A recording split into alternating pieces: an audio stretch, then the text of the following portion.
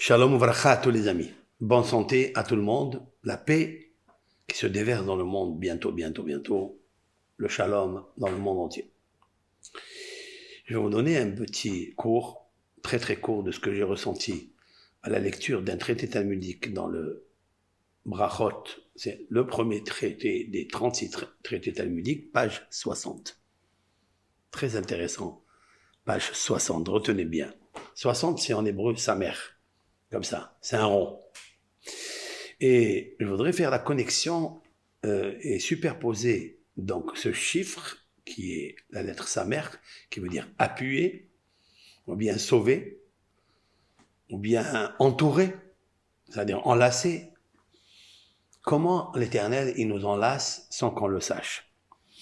Le roi David a dit dans un psaume, le psaume Kuftet Zain, c'est-à-dire 116. C'est extraordinaire, ce psaume-là, il faut le lire entier. Donc, le psaume, il dit comme ça, Ahavti kishma Hashem et koli tahanunai. J'ai aimé que l'Éternel écoute ma prière quand je supplie l'Éternel. Kihita oznoli, il a incliné son oreille vers moi, uviamai ekra, et dans mes jours, car tous les jours, c'est ça. Uviamai ekra, ça veut dire quand tous les jours j'appelle. Dans le verset 3, il dit, Afafun hevle mavet, m'ont enveloppé les liens de la mort. Havlé, ce sont les havalim. Hevel, c'est les liens. Mais on peut dire aussi les contractions de la mort. Comme Havlé Leda. Ce sont les contractions de l'accouchement. En fait, David accouchait quelque chose à cause des liens de la mort. Il se trouvait tout le temps dans une table d'accouchement. Et vous savez très bien que quand on accouche, eh bien, on fait sortir la vie. Et les épreuves sont comme une table d'accouchement pour te faire accoucher la vie. C'est pour ça qu'il a dit, Oviama Ekra, grâce à tes liens de la mort que tu m'as enveloppé, alors je te supplie, Éternel. Tu m'as sorti donc des détresses du Sheol, bien qu'ils m'ont rencontré tous les jours. Viagon Emsa, Tsara Viagon Emsa, les détresses et le remords, c'est-à-dire la peine, la tristesse, ils me rencontrent tous les jours. Et le verset 4, Uveshem Adonai Ekra. Mais tout le temps, j'ai appelé le nom de Dieu, c'est-à-dire le tétragramme qui est, en fait, la miséricorde et la clémence. Et qu'est-ce que je dis quand j'appelle Dieu? Anna Adonai Maleta Nafshi. S'il te plaît, l'Éternel, sauve mon âme. Ce que le roi David, il veut, bien que son corps, il est écrasé, il est enveloppé de mort, de détresse, de souffrance, de remords. Mais il y a une seule chose qu'il demande à Dieu. Sauve mon âme. Ça, s'il te plaît, Hachem. Hanoun Hachem Vetzadik. L'Éternel, béni soit-il, il est miséricorde, il est clément, il est juste. Velohenu Merahem. Très intéressant. Velohenu, c'est quoi Velohenu? C'est la justice. Alors comment l'Éternel, il est juste? Parce qu'il est justice. Et parce que Elohenu, c'est la Midatadin. Et Midatadin, vous savez qu'est-ce que c'est Midatadin? Il est Merahem. Lorsqu'une personne, elle subit les liens de la mort, lorsque les détresses lui arrivent, combien de gens ils m'appellent et me disent mais je suis enterré vivant. J'ai tellement de soucis. Mais comment s'en sortir? Il faut savoir que tout ça, c'est Elohenu Merahem. Lorsque Dieu, il sévit, c'est pour ton bien. Parce qu'il est Merahem. Il est Merahem de quoi? Il a pitié de quoi? Mais alors je souffre. Ton corps souffre. Ton corps subit. Mais ton âme, elle doit rester vivante. Elle doit être sauvée. Shomer Petaim Hashem, l'Éternel, il garde toujours ceux qui sont rabaissés, ceux qui sont petits. D'accord? Et l'Éternel, même dans ma détresse, il me sauve. Shuvi nafshi limnu hayri, écoutez ça. Le psaume, le verset 7. Shuvi nafshi limnu hayri. Reviens mon âme à ta plénitude, à ta sérénité, qui Adonai gamal alayri. Car l'Éternel, si l'on traduit bien, car l'Éternel te comble de ses bienfaits. Quels sont les bienfaits? Tu reçois toute la journée bienfaits.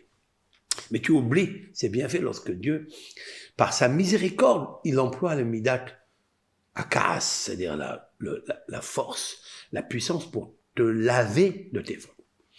Alors, il dit après, car t'as sauvé mon âme de la mort. Vous voyez?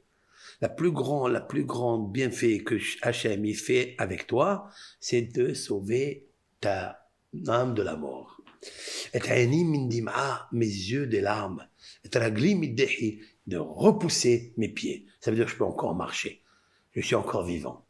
C'est vrai que je marche en titubant, mais la dead, mais mon âme, elle est vivante.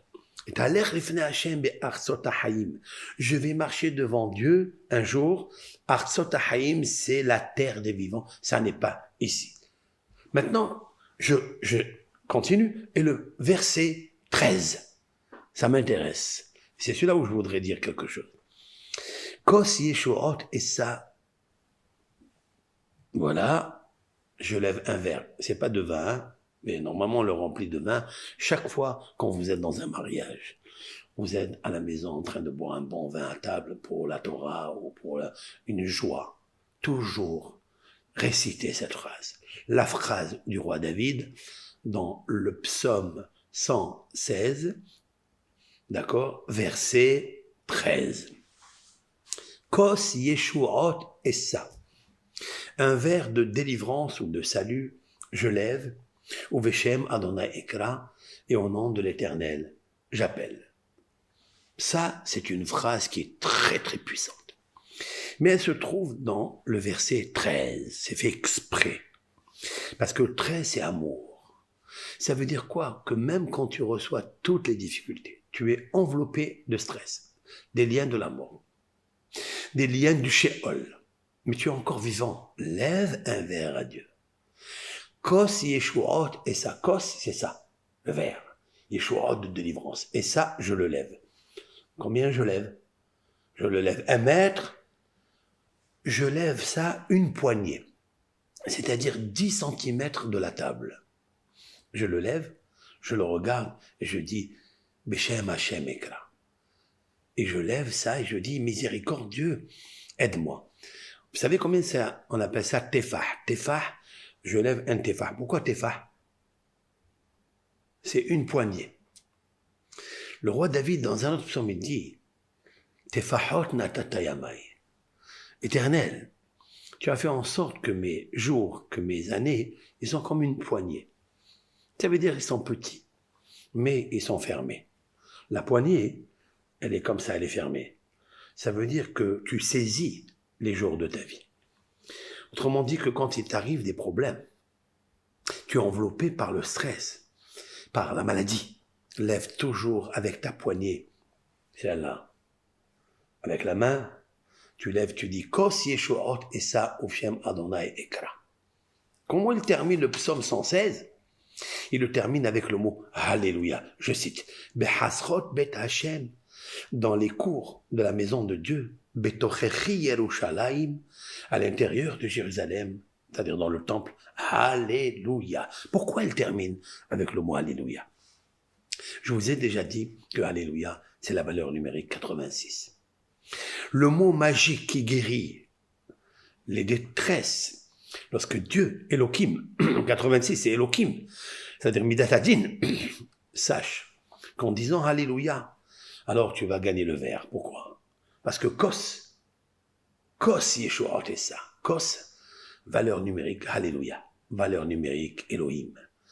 Elohim, quand il te fait des détresses, sache qu'il va te donner un verre de vin pour le lever vers le haut et lui dire Hachem, Alléluia.